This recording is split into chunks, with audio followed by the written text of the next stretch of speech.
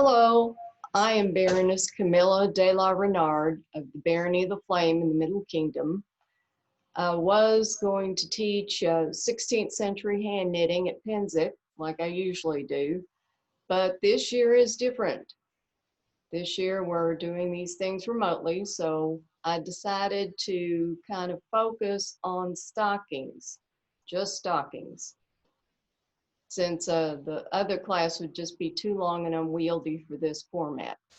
And the focus of this is the comparing and contrasting the stockings of Eleanora of Toledo and Maria of Aragon. And why these two ladies, you may ask? Well, because we know a great deal about Eleanora and we know virtually nothing about Maria, which is quite a surprise. They both were grand ladies in major cities in Italy.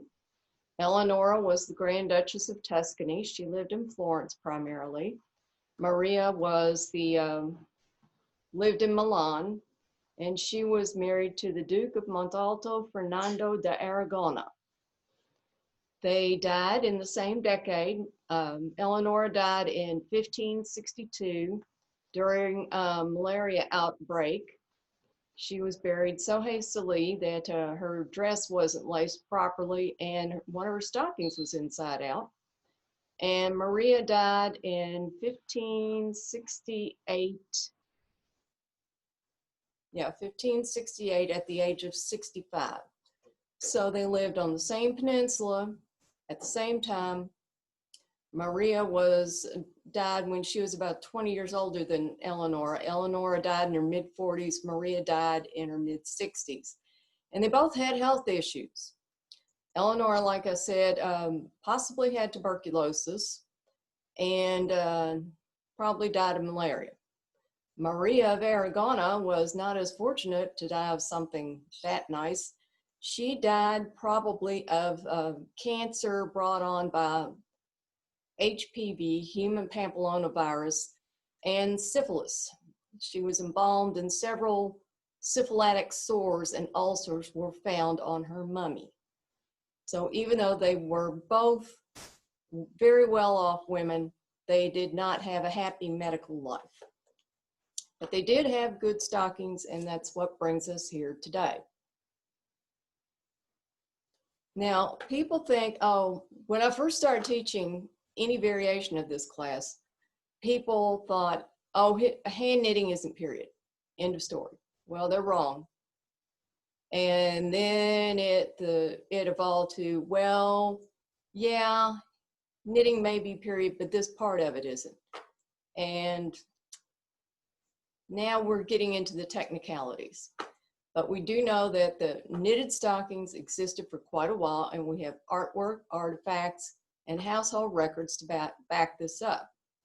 This is a painting of several different saints doing different types of needlework. This is from 1465 in Zaragoza, Spain. The saint in the middle is knitting a stocking, apparently from the toe up, on 4 or 5 needles. We can't quite tell because there's people finger loop braiding in front of her. The artist was very nice to include both techniques, but I wish he hadn't put one in front of the other. Now, this shows that the artist knew that stockings could be knitted as well as sewn, but we don't know if knitting toe up is period for this time frame, or he didn't totally know how knitting worked, even though he showed the hand positioning pretty well. And it looks as if the saint is throwing her yarn with the right hand. Because when you knit, there's a big discussion about, do you throw your yarn with the left hand or the right hand? And in this picture, it looks for all the world like she's throwing the yarn with the right hand. So we have artistic evidence of hand knitting stockings in 1465 in Spain. That's that. Now, the evidence further evolves when you get to 1498 and the household records of Henry VII start to come in.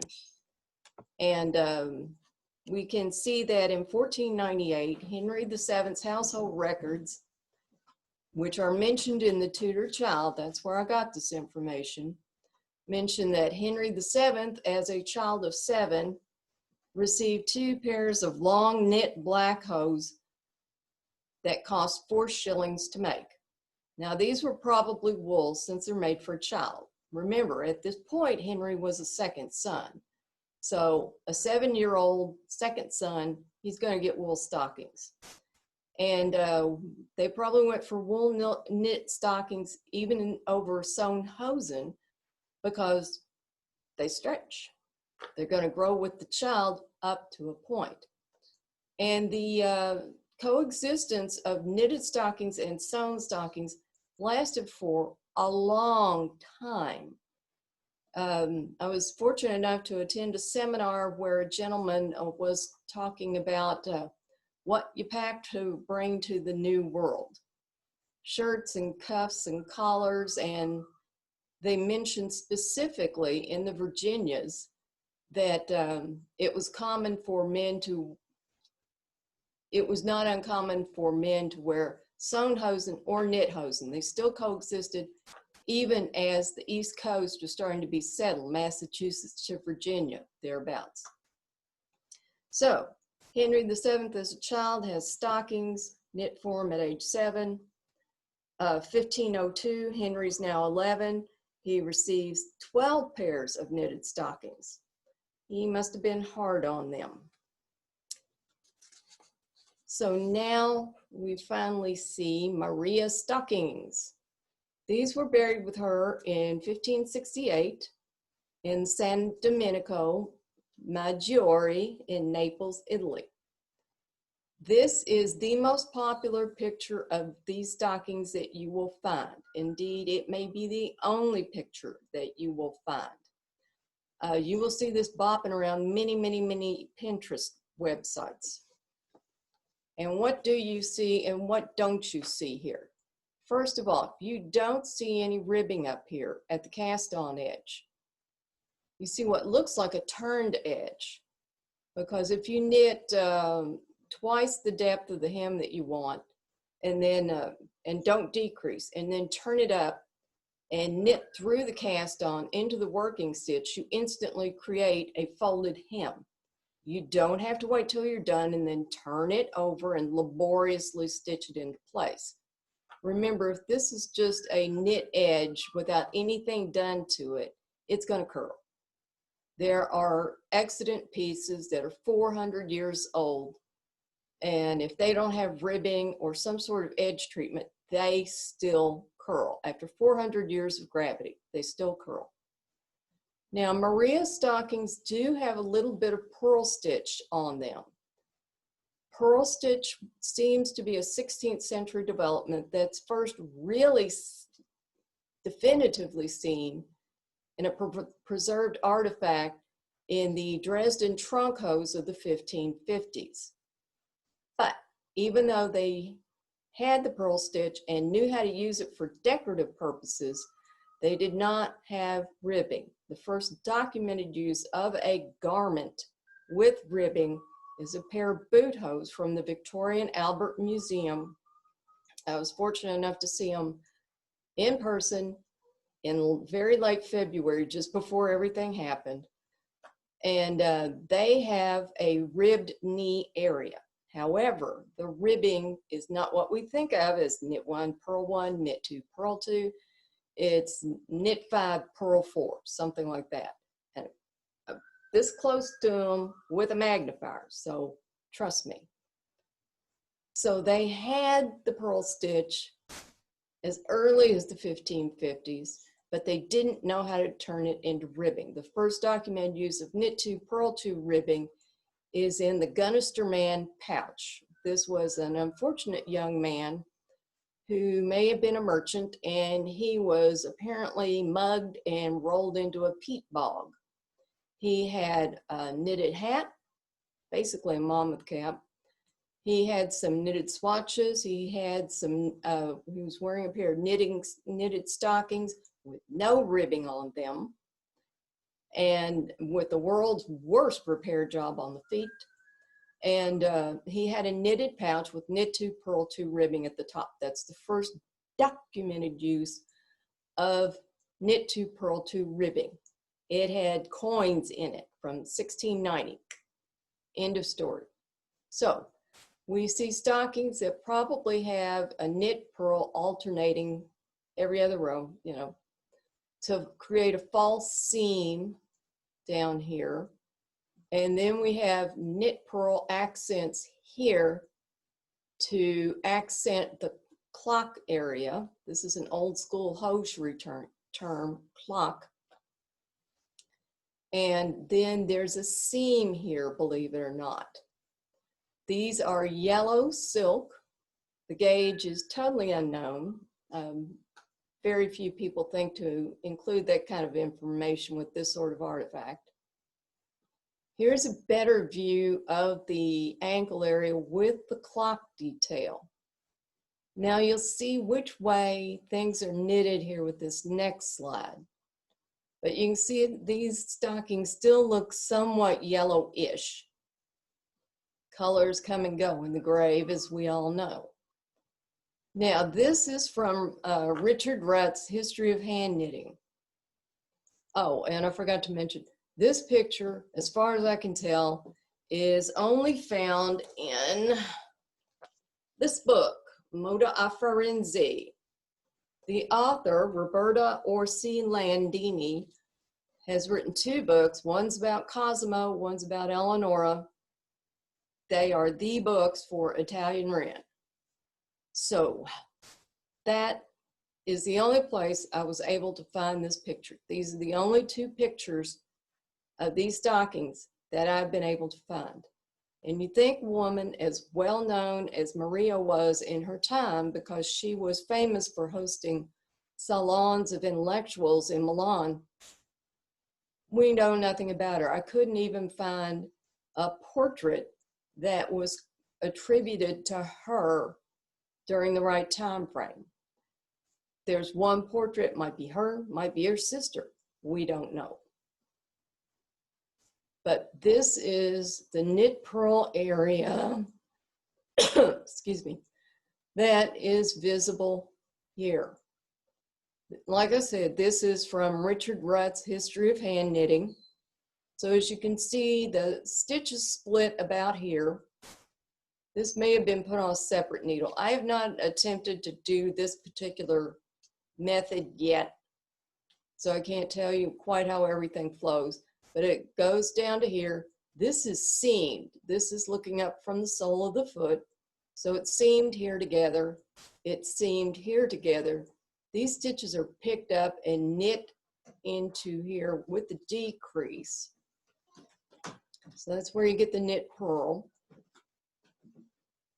And then you pick it up here and decrease along this line to make a mitten.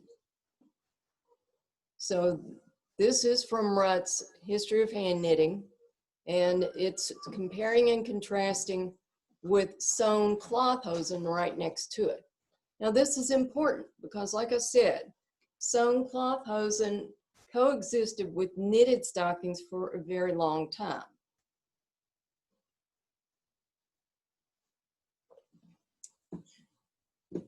And you'll see why. Silk stockings were expensive, very expensive. There is a possibly true story that's mentioned in Rutt about the lord of the manor getting one of the squires of the household in the corner, and he told the squire of the household, "Yes, I know you're young and fashionable and you want to make a good impression, but I have silk stockings too, and I only wear mine on Sundays." So silk stockings were expensive. We don't know how expensive in today's money, but they were expensive. They were expensive enough that most times you were going to be wearing sewn hosen under them. These are Maria's linen understockings, and they are constructed in the way we saw in this previous slide. Got the slit here. Here's your clocks that go in the slit. And other than that, they look pretty much like this. And the surprising thing about this construction on a knitted stocking, I was doing alterations in the costume shop at the Louisville Ballet for several years. And this is how the heel looks on professional grade tights. And you could have knocked me over with a feather. I thought this would be the most uncomfortable thing to wear in a ballet shoe, would be the conjunction of all these seams under the ball of your heel, but who knew? So there's also an urban legend that when Mary Queen of Scots was executed, she was wearing 2 pairs of stockings, linen understockings, and her silk better pair. And it's surprising that Eleanora did not have linen understockings buried with her. Maybe she did. Maybe they didn't survive. The tombs were excavated, of course, badly in the 1850s, 1860s. Who knows what was lost? And for those of you saying, oh, but Elizabeth had silk stockings, we know. And those were the first silk stockings because Mrs. Montague married them. And they were the first stockings in England, first knitted stockings in England, or the first knitted silk stockings in England. No. The household records prove there were knitted stockings in Henry VII's household in the as early as the 1490s. And then we also know, courtesy of the Tudor tailor, in 1558, Mary Tudor's fool, Jane, was provided with 13 pairs of black knit hose. Servants and children may have been supplied with wool knit stockings when the upper classes, like Mary Tudor, still had sewn stockings or a few silk stockings. At the time, knitted stockings in wool were pretty inexpensive. Okay, and 1561 is the first mention of knitted silk stockings in Queen Elizabeth's wardrobe. This is squishy. There's no confirmation to show that they were made by Alice Montague, her silkwoman. We do know that Alice Montague worked for the wardrobes and was her silkwoman. But they were not the first knitted stockings in England. They were not the first silk stockings in England. Henry VII and Edward VI both received knitted Spanish silk stockings as presents, according to the contemporary historian Stowe. And by the 1580s, there are several pairs of silk stockings in the wardrobe list.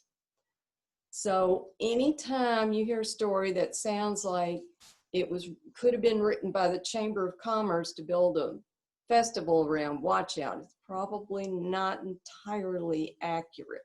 So just watch out for that kind of thing. So Maria's buried wearing silk stockings, buried with silk stockings, linen understockings. The stockings, while they do have pearl ornamentation, do not have ribbing. So we know that about Maria, and we do not know the gauge. These are other stockings that come from that same cathedral. I tried to poke around on that cathedral's website. They do not have a searchable database, and they were closed for the duration of the current plague. So I have not been in contact with them. You can see the similar shaping on the foot. You can see no ribbing, no ribbing. It's a little harder to pick out the clock detail on this one, but it's probably there. This is a man's pair, I believe, and these are for a child. Now, we start getting into Eleanora. This is Eleanor in 1545 with one of her first few children. Eleanora had a tough life medically. She had 11 live births that we know of. She may have had TB, as indicated by this portrait, which shows her holding a handkerchief. And it's my understanding that in artistic convention, someone holding a handkerchief in their portrait usually means they have tuberculosis. So she had the stress of 11 live births in under 20 years. She may have had tuberculosis. She may have had rickets. She or one of her children had rickets. That may have been caused or exacerbated by the fact that, of course, you did not get a suntan in this day and age. You avoided the sunlight. So if you didn't get enough vitamin D from sunlight, and it was iffy whether or not you were going to get it from your food, you could have had rickets no matter what your social station. So Eleanor died during a malaria outbreak in 1562. If she didn't introduce the use of knitted stockings to Florence, she expanded it. As far back as 1545, the records show Eleanor ordering stockings, including wool socks, my heroine, to wear in bed. So she had cold feet and did something about it. I love her. So in the Medici household records, they have the names of several professional knitters, including Balthazar, Luigi, Giorgio de Gregorio da Verona, and Guido and a Camillo. They appear in the records as being artisans who worked for the Medici household as knitters. They don't subdivide it any more than that. You know, this one was in charge of the children's wool stockings. This one did the knitted silk stockings. They don't parse it that fine. And hey, this is good.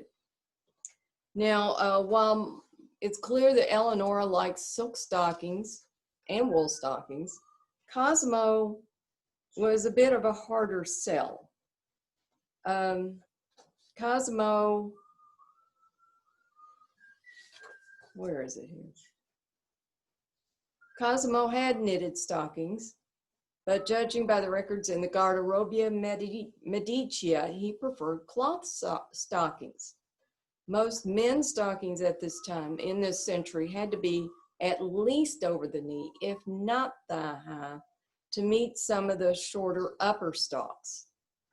That's best illustrated in a portrait we'll see later.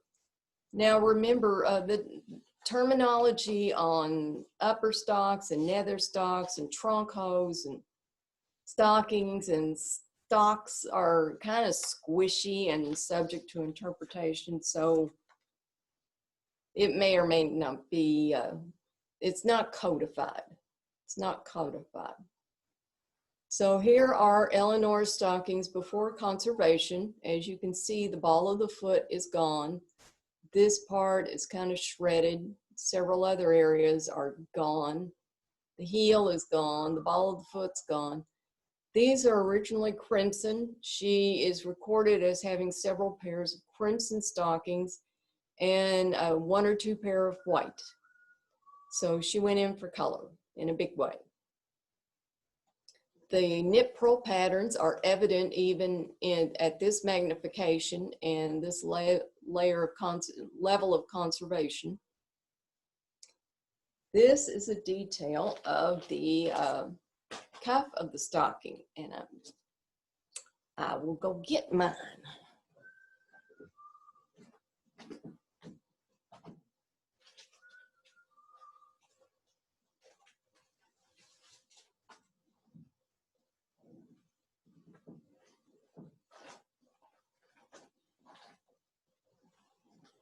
These are the stockings I made several years ago, several decades ago, based on the photos in Rutt's History of Hand Knitting and Janet Arnold's Patterns of Fashion. So this is one of the patterns that's on the cuff. It's a chevron or a zigzag, however you want to think about it.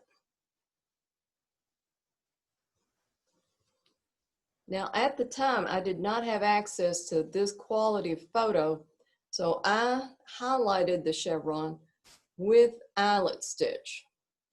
This is Eleanora stockings and the Dresden trunk hose, as far as I know, are the first documented deliberate use of eyelet in anything. The chevron pouches, no one ever mentions if there's an eyelet row for the drawstrings. We don't know.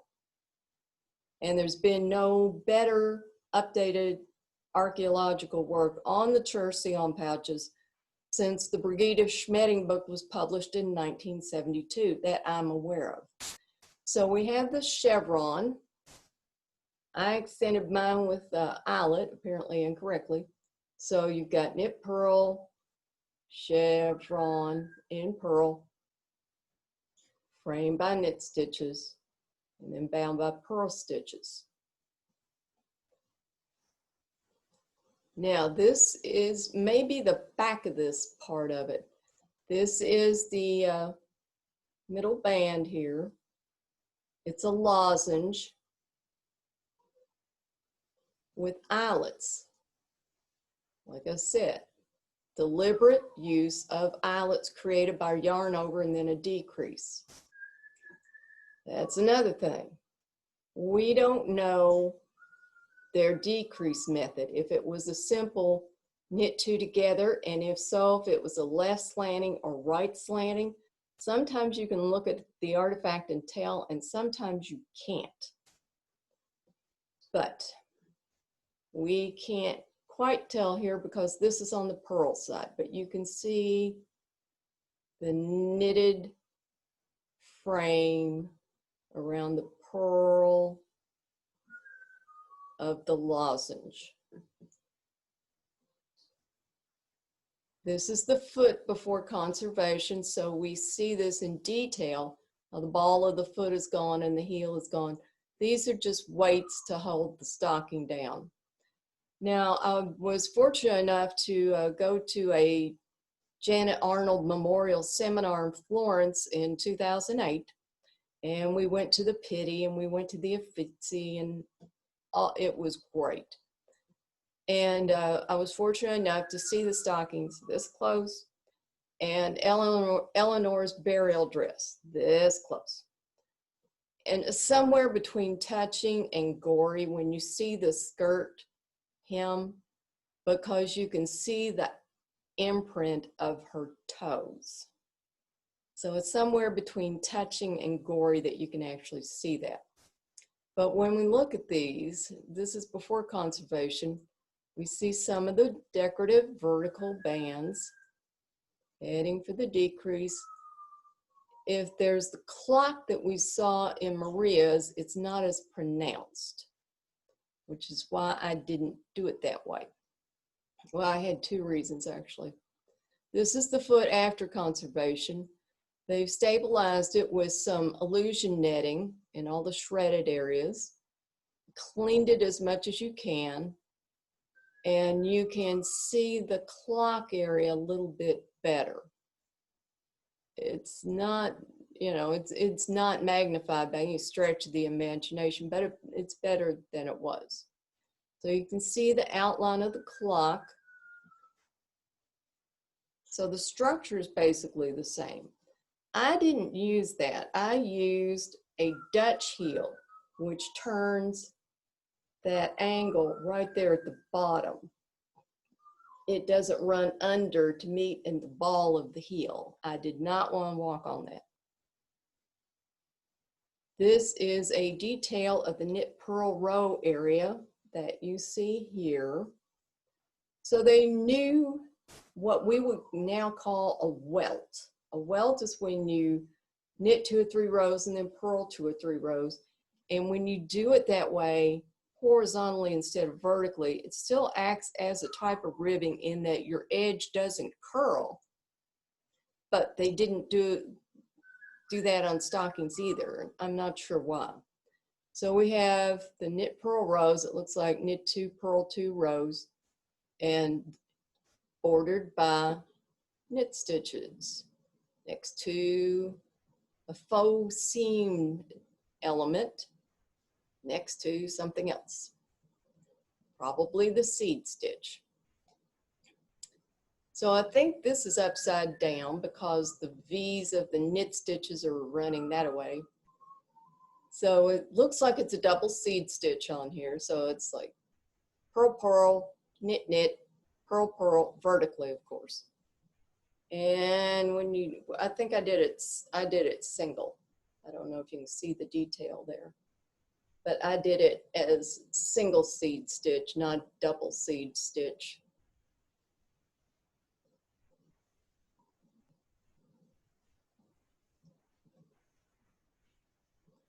This is the toe decrease area.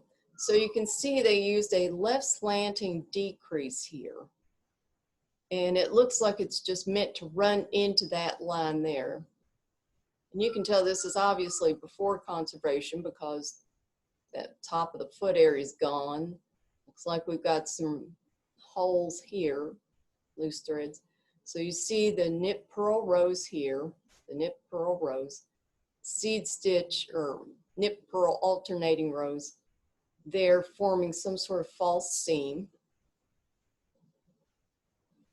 So here we have the overall stocking after conservation. Now, this is a toe decrease diagram from a very old needlework manual. So you can see the lines of decrease where the stitches decrease and run into that line. So there's one method where you have that center line and a couple radiating off of it. And this one, you just have two. And I don't know if you're supposed to graft here or not. This would be less of a weird thing to graft here. And this is the showstopper. Men's stockings were over the knee. Women's stockings were generally knee high. This means that when men wore thigh-high stockings, they had to do something about it. That's why everyone had knitted garters, or a lot of people had knitted garters. So, according to the caption on this picture, which was by Jacopo Coppi, the Calzatoro, painted 1580 to 1585, these are silk stockings that are sewn to the calza, the trunk hose. So that means that these are mantyhose. Isn't that great? I love it. So to review, we have two sets of stockings worn by two rich and powerful women. The stockings were worn by just about all social classes, depending on their preferences. The lower classes were just about, well, the lower classes, it's going to be wool. Upper classes, it could be silk, usually worn over linen understockings. The gauge is unknown. They didn't bother to tell us that part. The methods are mostly unknown. We don't know how they cast on. We don't know how they cast off. Based on some period gloves I've seen, they knew how to graft. They knew how to do Kitchener stitch. Of course, it wasn't called Kitchener stitch, but they knew how to do it. So we don't know how they cast on. We don't know how they cast off. We don't know exactly how they increased and decreased. We can see that they knew how to slant a decrease to get the effect that they wanted. That's pretty obvious. And use eyelets to get the effect that they wanted. Now, when people recreate stockings in the SCA, especially Eleanora's, my pattern is available on Tournaments Illuminated. Check the index on the corporate website. When people recreate these stockings, they will knit them in red, out of silk. They do not wear them with linen understockings. Maybe she had them, maybe she didn't, we don't know. And we don't know what gauge, and gauge is important. Now, when I made these, this was the finest silk wool I could find. And this gauge is clunky, but the gauge on Eleanora's looks kind of clunky. So you want to do a gauge of at least 10 stitches to the inch, bare minimum. That seems to be pretty standard operating procedure, because some people think, oh, I want to do silk, I want to do a really tiny gauge. Well, that takes a while, and silk doesn't stretch like wool. Silk doesn't have that spring that wool does. This is a pair of regalia gloves I made when I was landed Baroness. These are silk. This is 16.5 stitches to the inch. And that took a while. I was working on 0.75 millimeter needles with 2 strands of size 60 2-ply silk. And this took a long time. So if you want to knit silk stockings, I don't know if you want to try for this gauge, because for a while there, I would have been very good at Law and Order trivia contest. Now, where do you get needles? Because you are going to be knitting with double pointed needles. It drives me insane when I see overpriced 4-needle double point sets that are too short. It's like they do it deliberately to drive you insane, so the stitches will fall off and you'll get discouraged and quit. Now, if it's for a size 3 needle and above, what you want to do is take your needle gauge and go to the dowel rod section of any hobby store, find the size dowel rod that fits, saw it to the length that you want, put it in a pencil sharpener, buff it up, maybe rub it with some clear shoe polish, something like that, to wax it up just a smidge, and you've got needles that only cost about $1/4 a piece, and they're cut to the length that you want. So when I started doing stuff, super fine stuff, the 16.5 inch stitches to the inch, I went to a model railroad store, and they have metal, yard-long pieces, dirt cheap. So I found the right size that I needed to knit these gloves. Here, that'll help the contrast. Like I said, this is 0.75 millimeters. So the bin was marked in millimeters, and I got the bolt cutters. And I cut the point that, I cut a point, it was a little too sharp. I put it on a bench grinder and then on a wire wheel. So, you know, that's only 35, 45 cents. I'm not going to cry if I lose it. And that makes you wonder about knitting needles and period, because I've been fortunate enough to ask the authors of The Tudor Tailor, Jane Malcolm Davis and Nina Michaela, Kirsty Buckland, the author of the Monmouth Cap article, and Leslie O'Connell Edwards, who is studying the history of knitting in several different rural counties in England. She's getting like her 3rd master's degree from Oxford, so she knows what she's doing. I asked them, what did they make their knitting needles out of?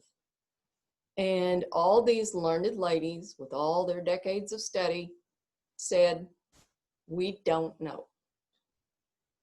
We don't know. So if they don't know, I'm not going to put words in their mouth. I did ask an archaeologist who's a laurel and got his laurel for working bone and antler and horn. Could you take bone or antler or horn down to this size, this length, and knit on it? And he said, no, it would be too tiny, too brittle. But that makes you wonder why we have no accident knitting needles.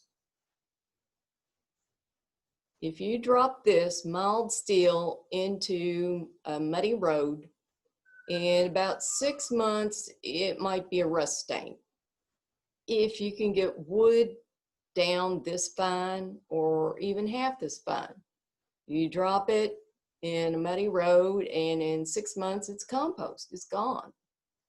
So that's probably why we don't have any accident knitting needles. And what else? You're going to be using wool, you're going to be using silk. And in case you're wondering about, well, just how popular were knitted stockings in the 16th century? At the beginning of the 16th century, we don't have a lot of knitted stockings, silk or wool. They exist, but they're not all over the place. But according to Leslie O'Connell Edwards, who is citing, in this case, the historian Joan Thirsk, at the end of the 16th century, most of England's population of 5 million needed at least 2 pairs of stockings a year, and they were more likely to buy them than make them. That's 10 million pairs of stockings a year by 1599. This is why at the end of the 16th century, last quarter of the 16th century, you see all these mentions pretty much in England for knitting schools. Basically what they would do is they would, a local council, a parish, would hire a knitter to teach widows and orphans to knit stockings to earn a roof over their head and their daily bowl of gruel. It was a workfare program, pure and simple. But they kept them housed and fed. And you see in 10 million pairs of stockings a year, there are a lot of stockings that needed knitting. So get out there and do your part. If you feel inspired to do silk stockings and you don't feel quite up to the math involved of the patterns on Eleanor stockings, start with Maria's. These are not the only silk stockings that exist from the 16th century. I just didn't want to cover all of them. And I was just so surprised by the wealth of information we have on Eleanora and the lack of information on Maria, even though they may have been equally famous at their time, that I thought it would be good to compare and contrast them. So that's my class. If you have any questions, I'm going to try to attach a bibliography and or a handout to this at the class list. And if you have any questions, I'm at ericbob2@att.net. That's ERICKBOB2@att.net. Thank you and have fun knitting.